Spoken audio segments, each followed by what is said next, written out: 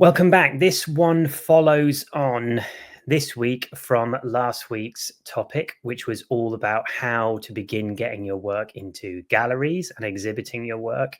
And this week's question is, how do I make sure that my exhibitions succeed?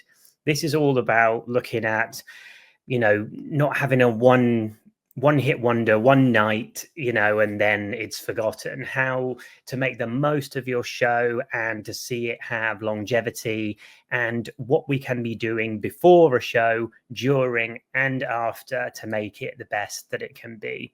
It's going to be a super practical one today. I've got a very strong tea brewed because we're going to be going through a lot of information. All right, so strap in. Yes. And yeah, this follows on from last week.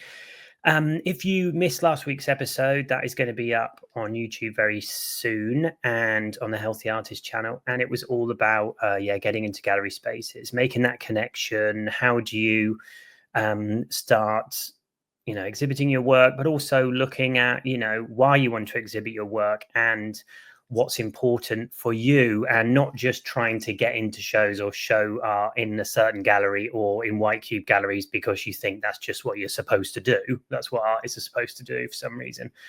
But looking at an exhibition from your point of view, why is it beneficial to you, to your practice? Why now? So yeah, go and watch that one when it comes up. But following on from that today, we're imagining that you have been present, you've been connecting with galleries, or you've decided to get together with a bunch of artists and create your own exhibition, and you've got yourself a show coming up, whether it's a solo show, a group show, something with you've done with your peers, or something with a mid-tier gallery. And we were talking about tiers of galleries last week: project space, mid-tier, and blue chip, and what those mean we were looking at last week. So again, you can get a bit more information about that from last week's episode. But imagining that you've got that show going, and how can you make sure that it's successful?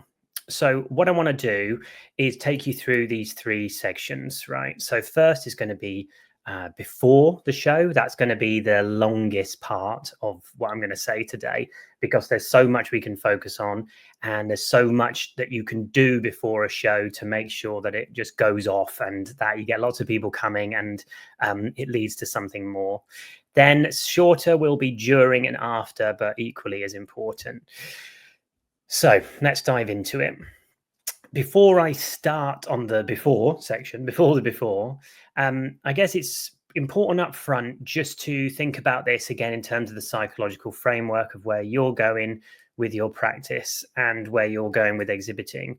It's worth remembering just a kind of little mantra, I guess, is, expect nothing. You don't deserve anything from anyone. You're not entitled to people's time or energy. You're not entitled to show your work in certain galleries or anything like that.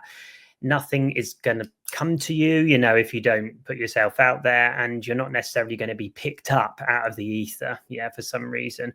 So expect nothing when you're going forward into all of this and when you're showing your art in galleries, but take every opportunity that you can when it happens. Yeah, because an exhibition really is only as good as you make it.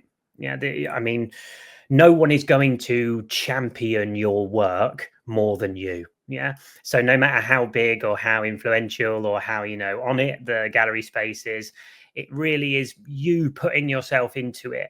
And that's what's going to make it work. And it's going to seem obvious in many sense, but, before a show opens, the primary focus is on making the best work that you can. I'm going to give you a lot of practicals today, but none of that can be a replacement for good work. You can market the shit out of really bad work. We've seen that. We all know that, how that looks. Every Banksy show looks like that, whatever else, right? Sorry, don't cancel me. We all know that. But we know those things are not about longevity. They're about hype. They're about the moment. And it often leads to sort of sadness for the artist, where you're stuck making these same things over and over.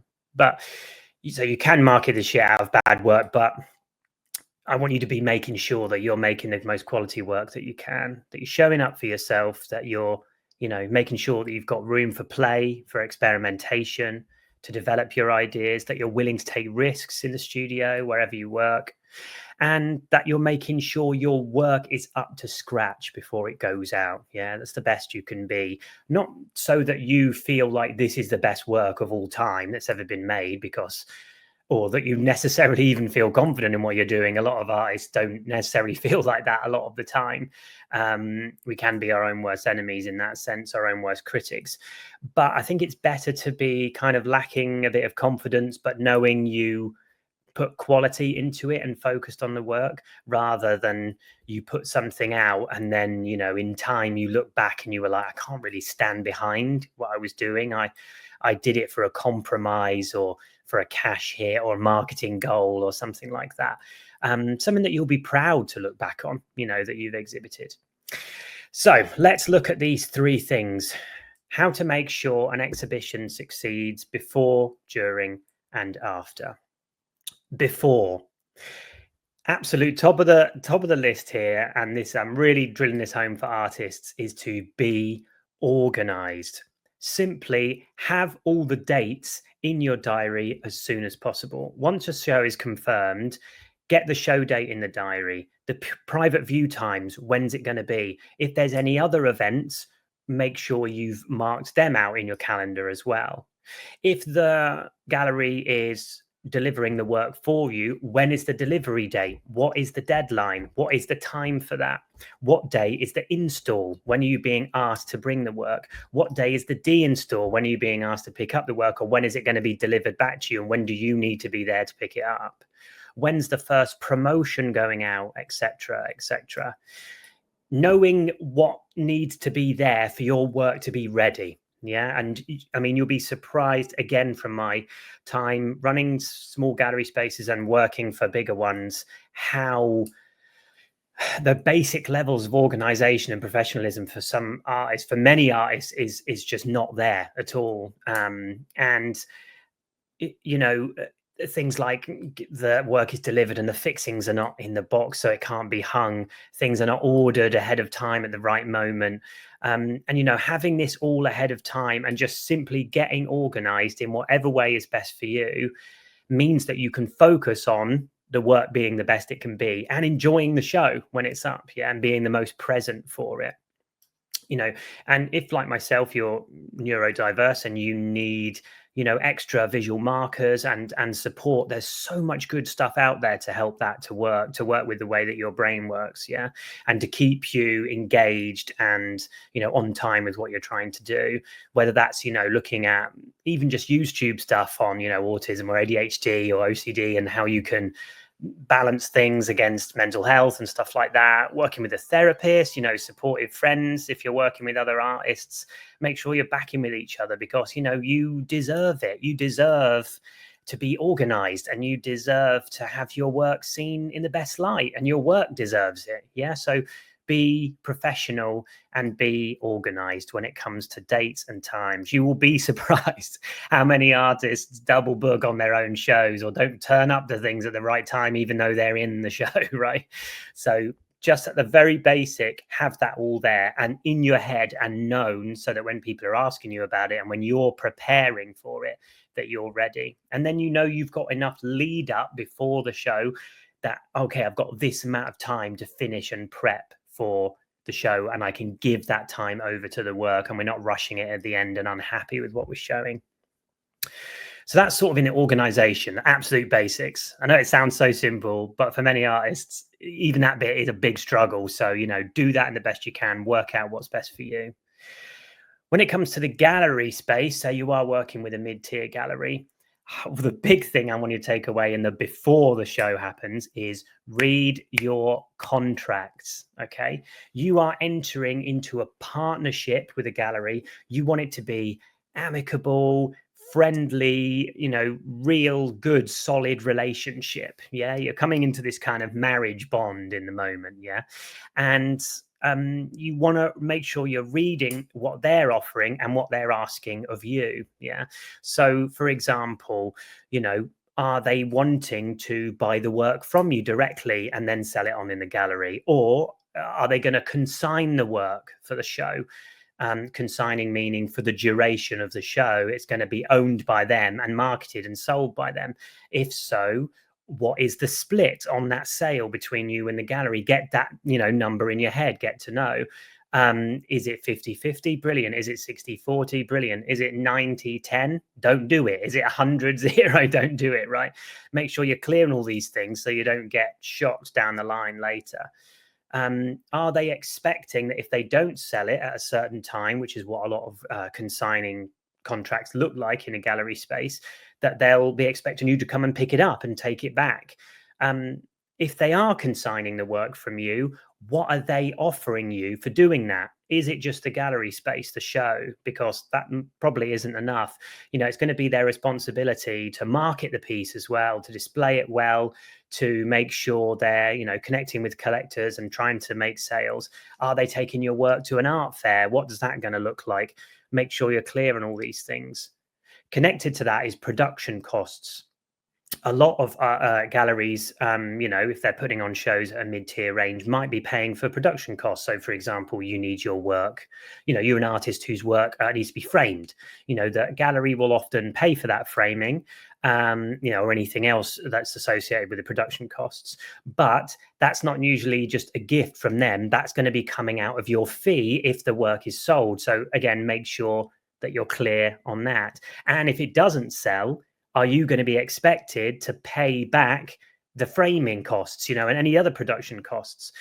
Don't run into debt, not balancing the money properly that, is being applied to your pieces. And, make sure you actually have enough money to do the things that you're being asked to do in the contract, or, even in just preparing your own work. Don't run yourself into debt by, well, sometimes we go in the overdraft to make exhibitions happen. That's part of life. That's part of being an artist. Things can be tight, but you don't need to run yourself into the ground because you didn't understand the contract, you didn't read it properly, you didn't understand your pricing. And that's another thing you've got to get up on top with is, get to grips with the pricing of your work. And again, account for the split with the gallery when pricing your work. Understand the actual final amount that you would receive from the gallery if your work sailed. So, don't budget for like, I'm pricing this, this drawing at 4K, for example, and kind of forget that with the split and the production costs, in the end, it's actually 1.5K, and you then haven't balanced your budget correctly, to do all that. So again, be clear upfront with yourself and look at what's in the contract and be clear with the gallery.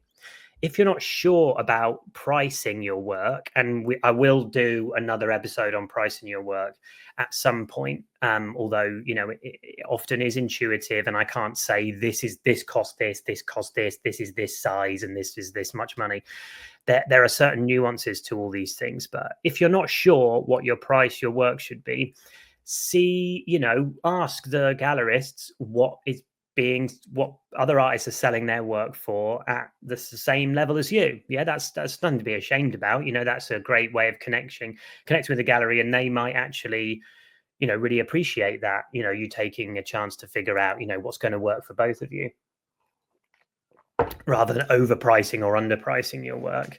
Or if you don't feel comfortable speaking to the gallery yourself and you want to, come across a bit more like, what you're about in that, even if you don't, then I would just reach out to other artists. I've done that recently. I've got a piece coming up in a show soon, and it's a newer sort of larger sculpture.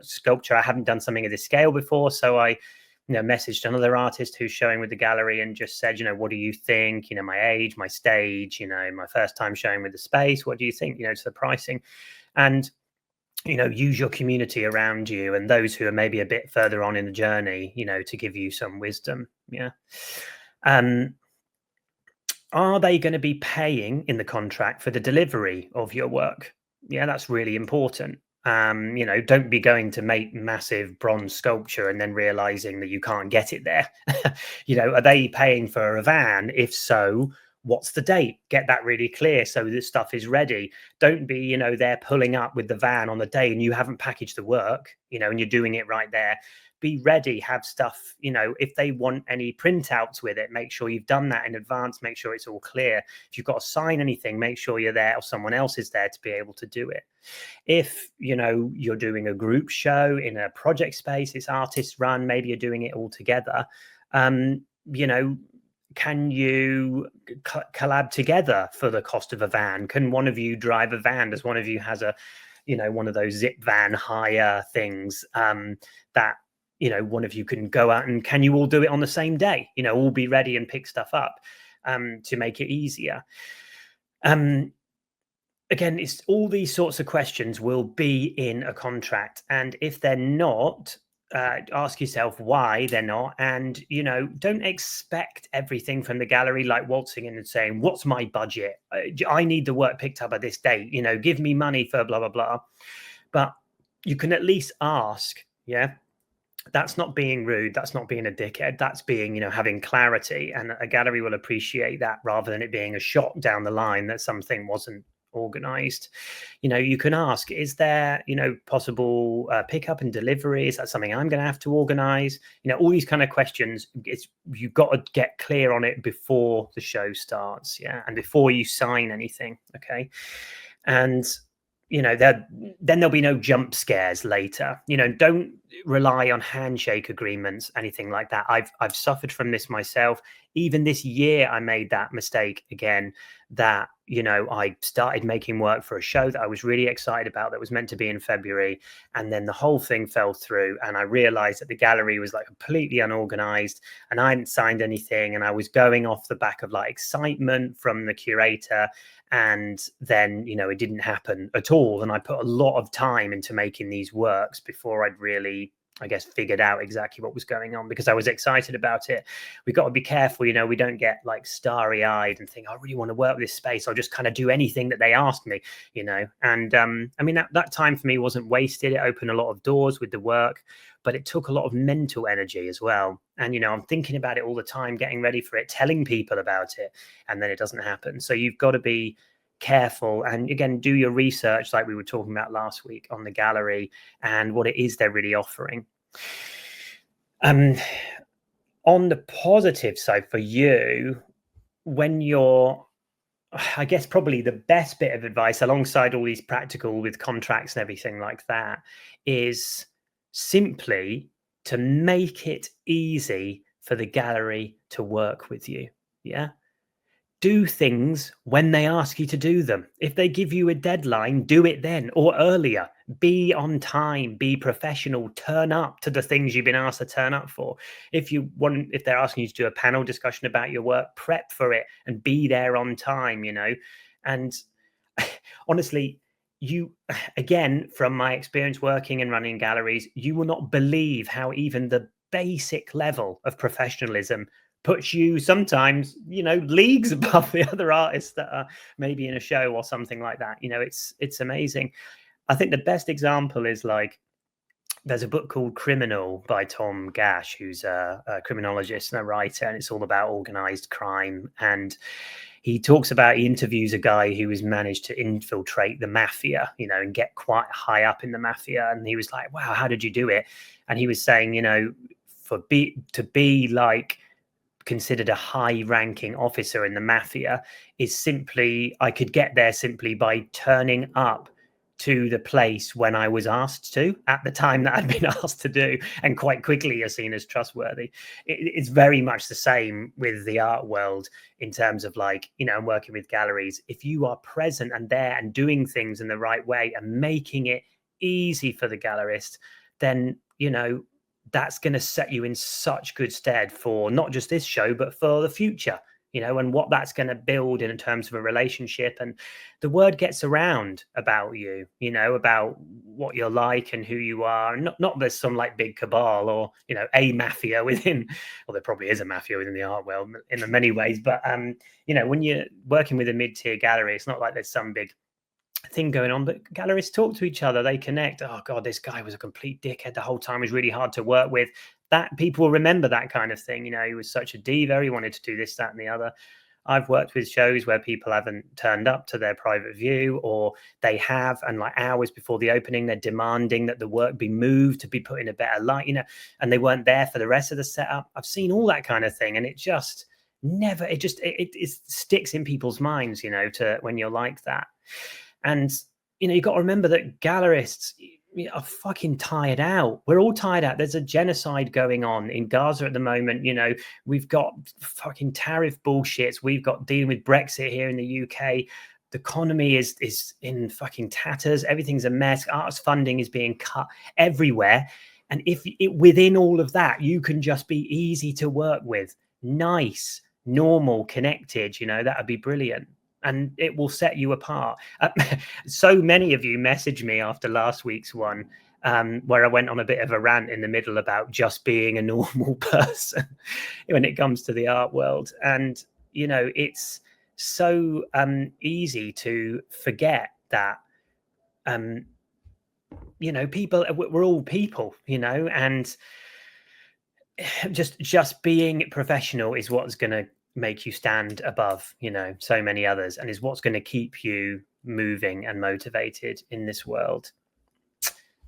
Before the show as well, get to know people too. If there's people in the gallery, the people that are hanging your work, get to know their names on the day. And, if there's the receptionist or, assistant curator, get to know who they are. What are they about? If you're working with other artists in the show, reach out to them. Say, I'm really excited to be showing with you. Maybe I could come to the studio before. Can we meet up for a coffee? Make those connections, offer to help something, offer to run an event, if you've got an extra skill in something else and you think the gallery might be up for, a little something extra, then say, oh, what, I'd really like to do a little thing for this on the side. They might be up for that. Again, it depends on the space, but, be present. And again, it's going to set you apart and you'll get so much more out of it as well. So that's the before section. We've had be organized, and that's working particularly with the gallery. Now, before, what you can do from home. Okay, now this is like your jobs for you, from the desk at home. Big one is your email list. Okay, we're going to be talking about social media and that in a second as well. I'm putting and promoting the show, but an email list is just shown statistically to have the most longevity for artists. Yeah, because even when people don't check their social media, end up forgetting all about it, or they don't check in with that kind of stuff for months or years and miss your show. A lot of people still open emails, and when they see show invitation or something like that, that's special, especially if it's someone, who's interested in your work, and then they can get it in their diary much easier. But prep that email in advance. You want an email about your show going out, not on the day of the show, not the day before of the show. You want it to be going minimum 4 weeks before the show opens. 6 if you can. I mean, if it ends up being 2 weeks, cool. Okay. Sometimes things happen, whatever else. But if you can aim for that 4 weeks, before the show, and then maybe even a secondary one when it's close to the date, that's brilliant. And, double check when you send your email. Are the dates correct? Is the website correct? Have I got the right, good enough images? Have I put it all together in the right way? Are the links all working? Double, triple check. It's so easy in the flustered moment of being disorganized and wanting to focus on your art to just quickly rush and bang something out. But you've got to remember, this is the only way people are going to know about the show if they, are not following you in any other way, or not following the gallery that you're showing at. As well, you've got to think about listing sites, art listings. Now, this is dependent on the gallery. If it's a mid-tier or high, that the gallery will be doing this as well. But again, it's what you put into it. So particularly if it's a group show or your own solo show organized by you, make sure you're finding out all the art listing websites. For London, it'd be like, Artist Newsletter, Art Rabbit, South London Art Map, all these, and London Art Map, all these things, it's like essential you have your show on there with the press release or whatever they've asked for. Read what the guidelines are. And a lot of these places ask for information about exhibitions like 6 weeks in advance, because, it might end up in one of their editorials. It might end up, in, you know, a review of like best shows to see in London this year, you know, or this month or something like that. And this is what's good about focusing on listing sites and getting that going early, is that you might then end up getting some press in the show, and that's all great. If you haven't bothered doing this till, like, you know, a couple of days before the show, it's not going to have that impact that it could have. Having a press release ready to go, so that if, you know, you are contacted by a magazine or a newspaper or someone who want to review the show, or have said, I'm interested in visiting, or that I have seen the show and I want more knowledge about the artists, that you've got it there ready. It's already done. Yeah. It doesn't have to be something crazy, and you can look up how to write, you know, a press release for an exhibition. It doesn't need to be anything crazy, but it's like, you know, the writing about the show in beforehand. And again, if that's something that the gallery has done, you know, make sure you've got that to hand for yourself so you can send it to people. Yeah. Again, we'll do more on this on other episodes, and I'll touch a bit on this in my course in a few weeks as well. From home, again, research people who you want to invite. Make sure you're making those connections with people who are interested in your work through your email list or other ways, but having that little bit extra as well. You know, regularly I follow up with my collectors, you know, not all of them. Obviously, there's some people that, you know, your work's sold in some place and you never met the person or whatever, that's fine. And if it's, you know, you've sold it at an art fair and a couple bought the piece for their house, I'm not expecting you to call them all the time saying how you're doing. But if it's someone who's, you know, regularly there supporting your work, collecting your work, showing up, you know, I tend to reach out to them, see how they're doing, what's going on. Have they seen any interesting shows recently? Here, you should have a look at this artist. I think you'll really connect with them if you connect with my work, etc., etc. These are all really important. And then make sure those people, you know about the work.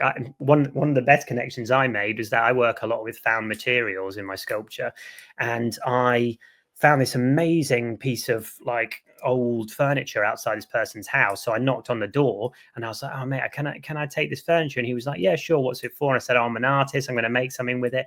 And he was like, oh, you've got to come in the house. And I looked through the door and I could see it was, and then it actually realized it was featured on the program Grand Designs. And it was like this crazy house. And he had all loads of artwork. And then I told him, I was like, yo, I'm doing it for a solo show in, you know, in about 2 months time. And he came to the show. So like, just, you know, you make these connections, you never know what's going to happen, do you? So yeah, it's fantastic. Just keep doing that, you know, and keep connecting. If it's a group show, and especially if it's one organized by you and other artists coming together as a collaboration, use the power of that cross collaboration to multiply the interest in your show, because the most powerful tool that you have in a group show as early career artists is your connected audiences. Think, if you've got 8, well, even let's say 10 people in a show, and they all bring 10 people to a private view, that's 100 people. That's huge numbers for an opening. You know, it'd be packed. You know, if they're bringing 20, 30 people, then, you know, that's amazing. And who knows what's going to happen over the few months that the show's on.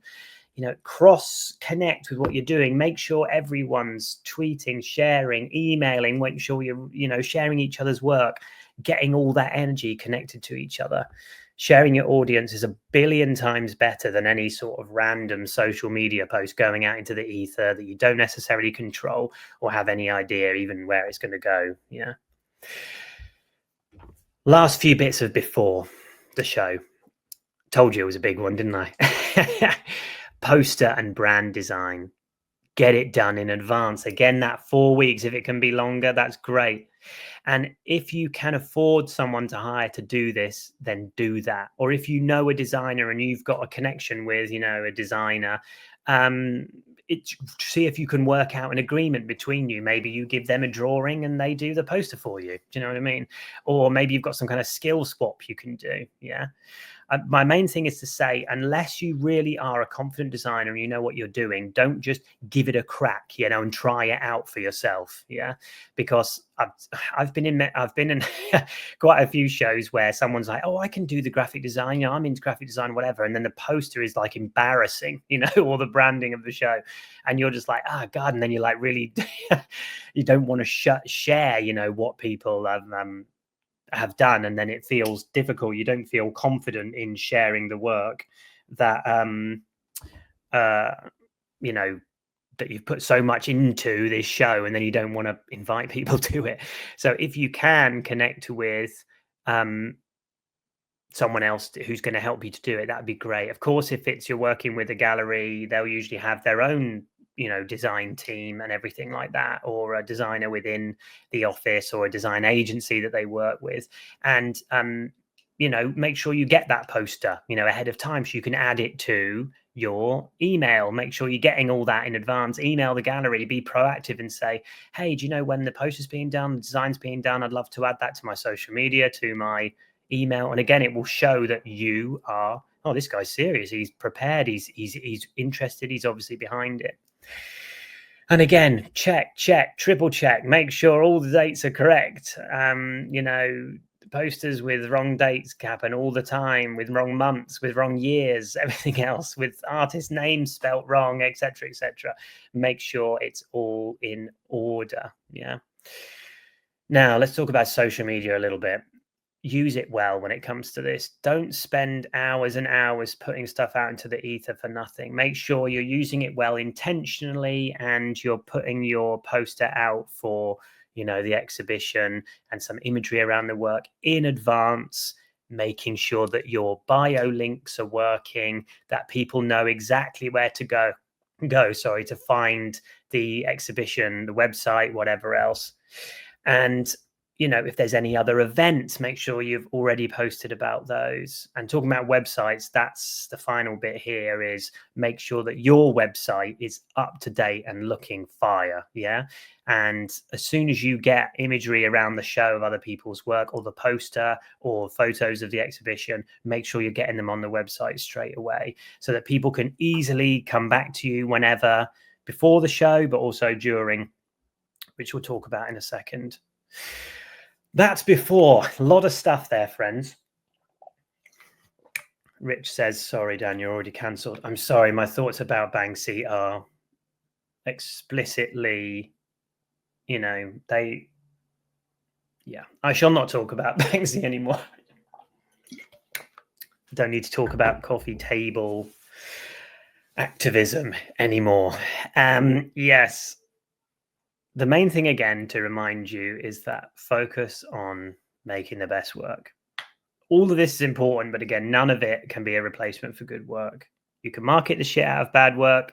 That's what I'm just saying, but it doesn't lead to longevity.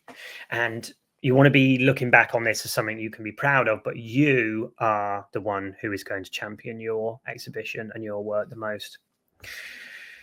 Okay, during and after the show, these are going to be a bit shorter. And if you've got any questions, please feel free to drop them in the chat. During the show.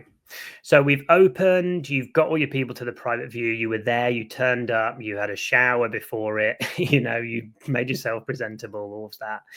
You listened to people, you were thankful to people, and now the show is going on for the next few days or weeks or months.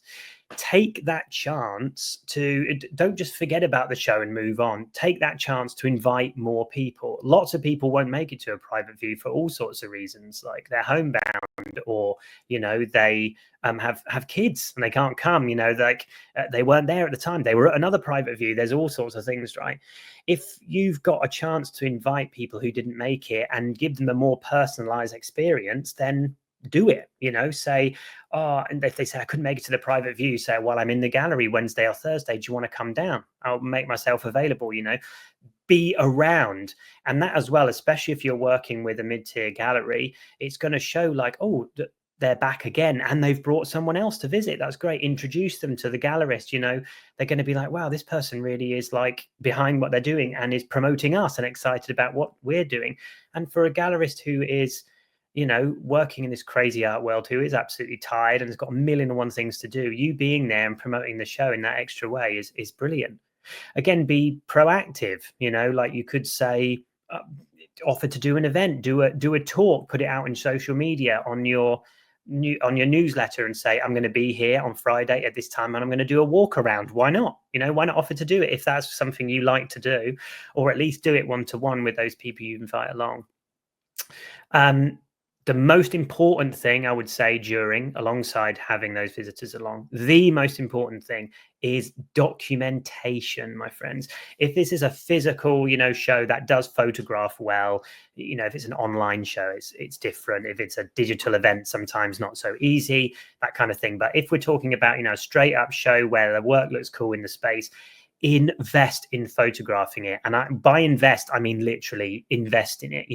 Pay a photographer to do it. If the gallery's doing it themselves, they will have their own photographer. And as soon as they've done it, say, oh, the photo's back yet. Find out when the photographer's coming. Even go when the photographer's there, get a chat with them. That can lead to all sorts of cool shit as well. Maybe they'll come and photograph some other stuff for you in the future, or skill swaps can come out of it, all kind of stuff. And yeah, again, if you don't have a good camera and you don't have your own lighting or whatever else, don't just try and do it yourself. Yeah, invest in it. I mean, I've worked it before. Again, if it's just like a group show, that if there's 10 of you, let's all chip in, 10, 20 quid, and that's £200 or whatever, to hire a photographer that I know, and they'll take all the photos and edit and send us good stuff. Yeah, that is so worth that investment, because we're talking about photography that's going to remain on your website. It's going to be the record of what you did at that time. And this could be you winning prizes in the future, winning opportunities, residencies, anything else that you're applying for, because you've had good quality photographs of the work to prove that you know what you're doing. Yeah. And alongside that, once you've got that imagery, post throughout the time. Again, get another newsletter out. There's 2 weeks left of the show. Thanks to everyone who's been along. Here's some photos of the work, blah, blah, blah. Or, on socials, you can afford to then use, phone photography. Make sure you're, resharing on your stories, retweeting, whatever, everyone who's posted about it, and say thanks to them. And as soon as you've got your photos, get them on the website straight away. Yeah. Lastly, enduring is just to be present. Again, professional, turn up to stuff. Let the gallerist know when you're bringing people around. Keep, being involved there. Don't forget about it. Once the private view's over, make the most out of it. Because why not? Why wouldn't you? You put so much into it. Your work deserves it. And so do you. So just go for it. Okay, to round up then in this section, after the exhibition, to make sure that we're getting the most out of it, straight up, again, it's being a good, normal person. Say thank you to people. Send that newsletter out. Again, thank you to everyone who came to the show. It was great to see you there, whatever. Post photos of them, however it is. Thank people on social media. If people came and you had their number, message them and tell them, big up the gallery that showed your work and spent time and money and energy getting your work out there and displaying it in the best way they could. Yeah. Follow up with people and see, what did you like about it the most? Praise people who came along and share the other artists' work and keep connected with them. And, further on from that, again, in terms of being professional, is then turning up on time for the pickup. If it's you picking the work up, be there and be ready at the time, or be at the studio or wherever your work is being delivered to. Yeah. Work together, get people, excited about what you're doing. If you're in a group show with lots of other artists, to come together, maybe do a little closing party all together. I don't know, maybe bring some muffins to give to, the people taking your work down and packaging it up. It all will just give so much longevity to your practice and your career if you do that. Yeah. And then after your show's done, don't just abandon the gallery and never go there again, or the other artists. Turn up to other shows afterwards. Be present at the gallery again and again. Keep following and connecting with other artists that you've shown with, because these are not just your peers. They might be your collaborators for the rest of your entire career. I mean, I met an artist yesterday who I haven't seen for a few years, whose work I showed in a gallery that I was running in London a number of years ago. And we met up for a catch up yesterday, and we're going to do some more projects together. And it's like, again, you work together when you're younger, and it builds up. These are your peers. These are the most important, your community. These are the most important people. Yeah. And, again, if you've been professional with a gallery, you've been patient, you've been upfront, you've been clear, you've been doing things on time, as you said you would, you've been there for all the events, you've brought people along, that gallery is going to work with you again.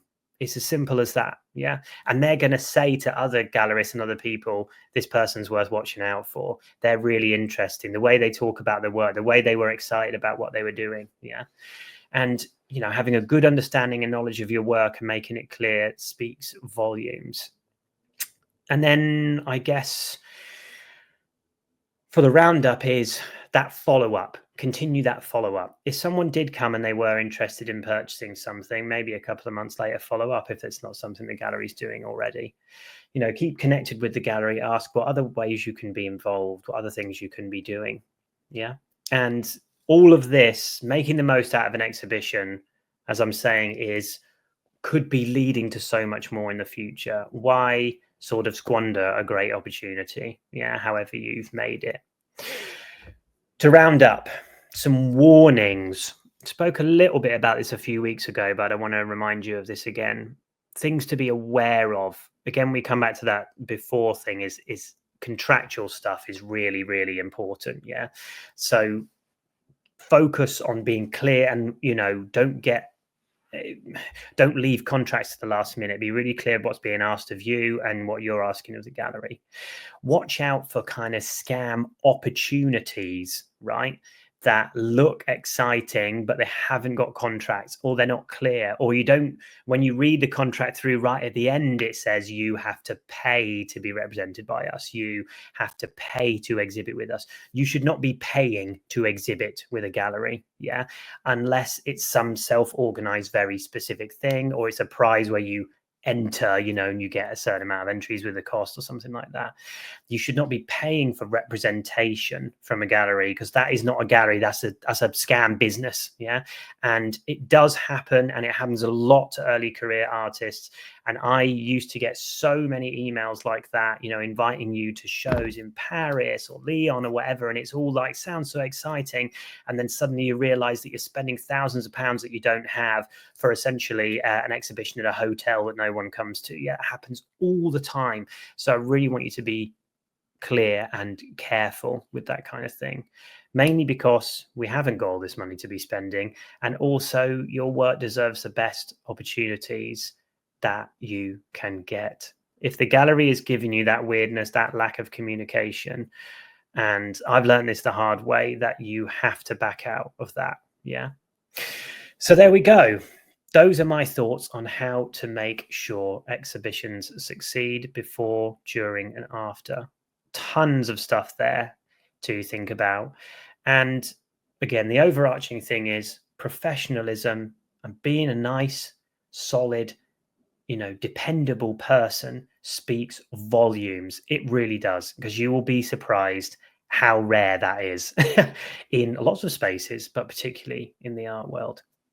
Okay, that's 45 minutes, my friends. If there's any questions at all, feel free to drop thing in. I'm just going to check on Twitter as well. Rich, he's got a question. Thank you, Rich. I can't see it on here today. I think that Elon has changed the rules on X for what can be shown in terms of comments, which is really annoying. But I'm sorry about that, but I will read the question out here. What are your expectations from a gallery when it comes to displaying your work? Are there things that you expect as a bare minimum? Great question. Again, you should probably already know that because you've been visiting the gallery enough. It's not sort of like a first time you've ever seen it. Of course, some stuff, comes out of nowhere. But you want it to, if it is a gallery that you don't know about or it's new, just do some research on them and look at the ways they've shown work before. Go to some shows that they're doing, turn up, go and have a meeting, have a chat, see what's going on, have a look around. I guess on the absolute base level, if you go to a show and the work, let's say if it's wall based, is or painted or something, if the show is wonky, if the show is, the space has not been repainted beforehand, if the work has been damaged, if the curation is all over the place and doesn't seem to make sense, if they've got huge, names for the pieces bigger than the work, if they put the plaques on the sculptures, I've seen that before, they stick the name of the artist on the front of the painting in the corner, forgetting that that's now part of the artwork. You might want to rethink it, and there can be all reasons for that, just like, it's a community space, it's something shared, something hired, whatever, but when it comes to, I guess, mid-tier professional art world galleries, you want to be looking for that professionalism and the quality of hanging. And I guess that's the bare minimum, isn't it? That they have given the work the correct context for it to be shown. They haven't tried to alter that or shove things in a place that it doesn't work. They're obviously conscious and care about the art, and you'll get to know that pretty quickly, either from just being in a show or going to an exhibition in a gallery, that even if you're not in it, or just connecting with the gallerist in advance. You'll see what they're about. So again, should be something you already know because you've been turning up to shows there. But if it's something new, just look at the quality of the hang, but again, contextualize it. A small gallery on a high street somewhere is not going to have the same hanging system as a contemporary art gallery in a city, that because they're trying to do different things. They might use a hanging system with those, wires hanging down to show the work because it's a bit high up, but it's because they're trying to sell it, for people's houses, and they got a bunch of work. If it's like a contemporary art gallery where it's really about the experience of the art, then that will be different, and again, you'll be able to see that when it comes to it. But again, I guess the expectations, if that's the word you're using, expectations, is just like, quality and care for the work, but usually you'll be able to read that pretty early on. And people will have evidence. Like I showed something in a show last year, a really nice show in the middle of last year, with a group called Coincidence Gallery, and they are an artist-run collective, and they don't have a gallery space. They just are nomadic, so they run as a collective and they put shows on all around the country in different places. It's really cool. And I got asked to be in one, and I went to a couple of their shows, and I thought each hang is very different, and I know that I trust them to do something cool with the work. So it's that, like, Bill, even if it's not like big money gallery or whatever, with all the resources, that you trust the people to show the work in its best light. Thank you. That's a great question. Really appreciate that. Well, friends, that's it from me this week. I hope that was helpful for you. Again, you can feel free to reach out to me on Instagram or on Twitter. On June the 12th is going to be my course, the Artist Toolkit, which is going to be basically kind of so much stuff that we've been talking about in the last few weeks, but all put into one place together, plus extras and other things from artists and gallerists and curators within the space, just giving you that clear roadmap and guide for what you might want to be doing. So keep an eye on socials, because all the timings and things will be coming out. What is it, later this week? Yeah, it should be later this week. And the time zones for all of that. In the meantime, love you so much, everyone. Thanks again for tuning in. Another 100 of you here today, which is amazing. So thank you so much. I need to go and pick up my little boy from school. So have a lovely rest of the day, and I will see you next Wednesday.